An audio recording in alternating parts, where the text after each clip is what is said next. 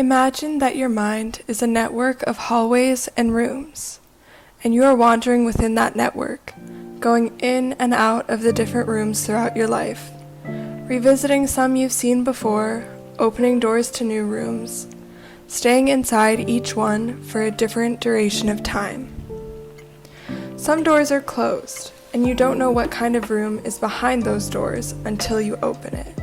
It might be a beautiful room that you will try your best to stay in for a while, or it might be a horrible one that you try your best to leave as fast as possible.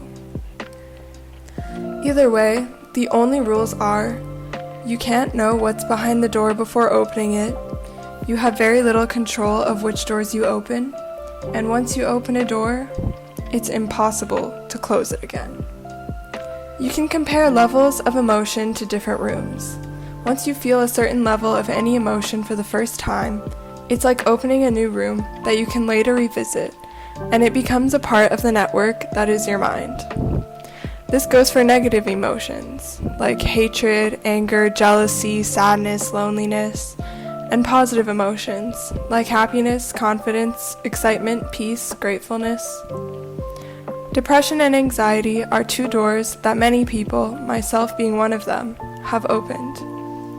And once these doors are opened, just like any other room that becomes a part of your network, you will revisit them over and over and over. I don't know what your story is. Maybe you're in a very toxic, detrimental situation or environment that you can't get out of at the moment. Maybe you're lonely. Maybe you're struggling financially. Maybe you hate yourself for one reason or the other. Maybe you're afraid of losing someone, or you've lost them already. Maybe you're going through something that I can't even imagine. But one thing I've learned is it doesn't matter what you're going through. Because even though it might seem impossible, even though you don't know how yet, even though it might be the worst thing you've ever experienced, what matters is that it is always, without a doubt, possible to get through it. I feel like we're all so attached to this idea that what we go through is bigger than we are, is more powerful than we are, and we're afraid that whatever it is we go through is able to crush us. I went through a time when I didn't know that I could get through anything. I went through a time when I thought ending it all was the only solution. Honestly, sometimes I still think about it. But the difference between the me that opened that door for the first time and the me now who has revisited that dark room many times over is that I know now with 100% certainty that it is possible to get out of that room. Getting out of that room for the first time is always the hardest, and usually it takes the longest. But each time that you come back there, it gets easier to get out. Because you remember where the exit is. You remember that you were here before. And you remember that you found a way out the last time and were able to see the other beautiful rooms once again. What gets you through it doesn't have to be something grand. And it doesn't have to be something that seems big to others. In fact, it's usually the smallest of things. For me, it was becoming completely engrossed, obsessed even, with anime and manga. Anime is what made me become serious about drawing. It was where I got most of the music I listened to during that period of time. It was what got me into games, the creation of which I now see as a possible career path. Anime was my inspiration, my escape, and what I spent most of my free time doing.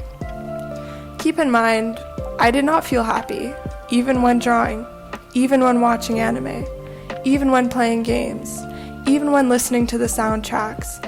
I was still unhappy and sad.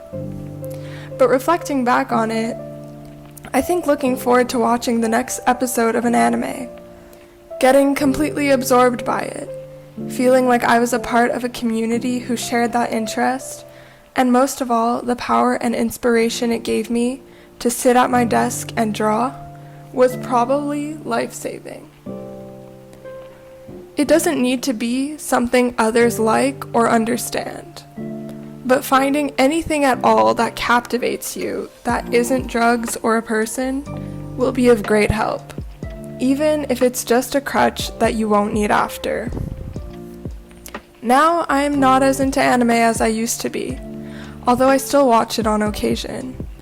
However, I continue to view it as something very important to me. The summer after finally getting out of that dark room, I had the revelation that no matter what, even if it was out of spite, I would live. That summer, we went to see a side of our family that I had never seen before, despite being in my teens already, due to the fact that they live in a country which is difficult to travel to. I was dreading this trip actually, and although it wasn't always fun, it was an extremely eye-opening event in my life. The family I met there treated me as if they had known me my whole life. They showed me so much love without even really knowing me, and knowing them changed me forever. I realized that if I wasn't alive, I would not have met them.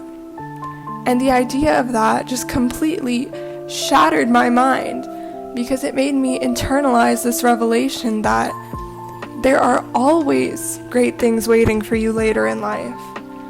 Even if you don't know what those great things are, the realization that there is undoubtedly great things waiting is enough to keep anyone alive and keep them going. Because what makes a person end it all is thinking that life is never going to get better.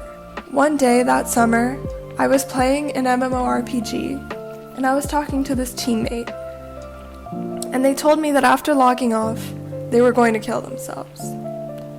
After speaking with them for over an hour, they decided not to go through with it, and they logged on for the days after that.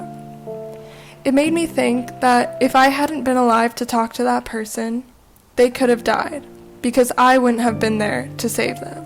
There are people later in your life who will need you. There are things that you are meant to do, places you are meant to go, and if you leave this earth before you're supposed to, then none of that will happen. It's been years now since that dark time in my life, and I've experienced lots of amazing things. Although, as I said before, once you open a room, it becomes easy to get pulled back into it. And I have been many times. But the time I spend in there becomes shorter and shorter with each visit. I think you never really get completely over anything that you've been through. Just because it stops hurting right now doesn't change the fact that it leaves a scar, and with it, you will have the memory of that pain forever. A few months ago, I had another shift in my mind, which has been a big source of strength for me. I started to see suffering as my strength, rather than a disadvantage or a weakness.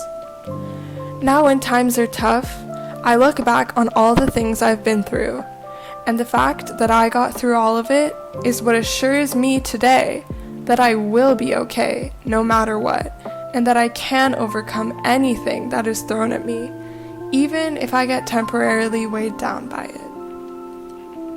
Now I see all my painful memories as proof that I am bigger than anything I go through, and that I am strong enough to get through whatever it is that's happening to me in the present. The minute the way I viewed my suffering changed, I felt like an iron rod was implanted in my core, and I was finally strong for real. Things still get me down. I might even go back to that dark room every now and again. But now, I am accompanied with the certainty that I will always be okay eventually. And that certainty in itself is what makes you okay once again.